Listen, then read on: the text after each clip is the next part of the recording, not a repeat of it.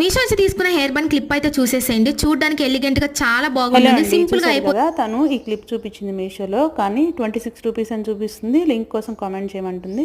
ఎంతమంది కామెంట్స్ చేసినా కూడా లింక్ పెట్టలేదు. సో ఇలాంటి వాటి కోసం నేను మీకు ఒక టిప్ చెప్తాను. ఇలాంటి వీడియోస్లో మీకు ఏదైనా ప్రోడక్ట్ నచ్చితే మీషోలో జస్ట్ మీరు దాన్ని స్క్రీన్ షాట్ తీసుకోండి వీడియోలో నుంచి.